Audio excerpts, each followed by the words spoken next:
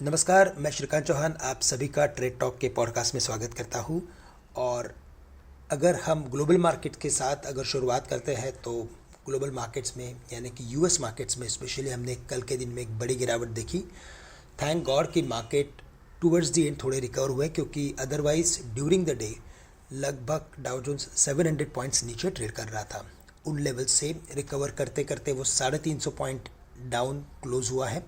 और उसकी सबसे बड़ी वजह अगेन यही थी कि वहाँ के जो जीडीपी नंबर्स थे या पिछले दिनों में जो कंज्यूमर कॉन्फिडेंस डेटा आया, जॉबलेस क्लेम्स आए, उन सभी नंबर्स में हमने एक इजाफा देखा था। यानी कि वो नंबर्स इतने स्ट्रॉन्ग थे कि अभी वापस एक डर बन गया है कि आने वाले फेड पॉलिसी में जो फेड चेयरमैन है वो पॉलिसी को और टाइटन कर सकते हैं। और इसी वजह से यूएस मार्केट्स में हमने एक लगातार कंसिस्टेंट गिरावट देखी। अदरवाइज हम एशियन मार्केट्स को देखें तो वहाँ पे एक लोअर ओपनिंग हुई थी, लेकिन अभी हम एक वापस वहाँ पे भी रिकवरी वाला सेशन देख रहे हैं। सिंगापुर निफ्टी जो लगभग 200 पॉइंट का नीचे ट्रेड कर रहा था रात को, वो अभी 90 से 80 पॉइंट नीचे ट्रेड कर रहा है। और अगर हम हमारे मार्केट्स की अगर बात करें तो कल के दिन में एफआईज और डीआईज दोनों ने मिलकर लगभग 3000 करोड़ की बाइंग की है, जो काफ़ी बड़ी बाइंग कही जा सकती है पिछले कई दिनों में। और अगर कल के दिन के ओवरऑल सेशन को देखें तो हमने हमारे मार्केट्स में एक बड़ी गिरावट देखी।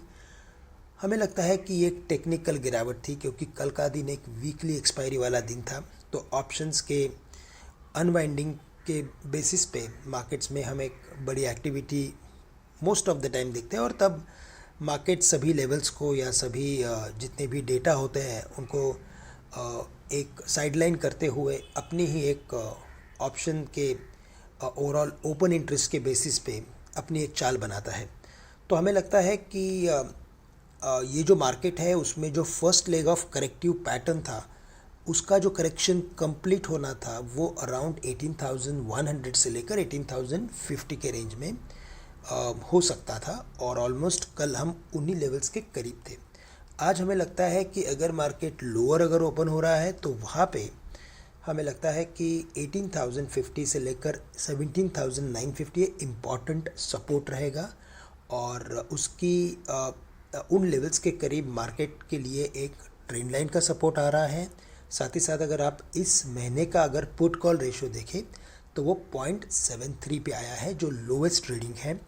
वीक्स में हमने थोड़ी एक तेज़ी देखी है। तो ये कॉम्बिनेशन इंडिकेट करता है कि ये मार्केट इन लेवल्स के करीब काफ़ी ओवरसोल्ड हो चुका है और यहाँ पे एक क्विक बाउंस बन सकता है। अगर क्विक रिकवरी अगर बनती है तो वापस हम 18,200 से लेकर 18,300 के लेवल्स देख सकते हैं, क्योंकि इन लेवल्स के करीब बड़ी कॉल राइटिंग खड़ी है और 18,000 के करीब बड़ी पुट राइटिंग भी खड़ी है। तो इन रेंज के अंदर मार्केट ट्रेड करते हुए नज़र आएगा। और चूंकि हम लोअर बाउंड्री के करीब हैं, हमें लगता है कि इन लेवल्स के करीब यानी 18,000 के करीब हमें कुछ सिलेक्ट स्टॉक्स में ख़रीदारी करनी ज़रूरी है।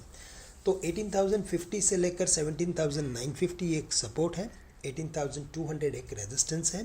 बैंक निफ्टी में 41,850 एक काफ़ी इम्पॉर्टेंट सपोर्ट लेवल है और ये प्रीवियस रैली के ऑल टाइम हाईएस्ट लेवल्स है।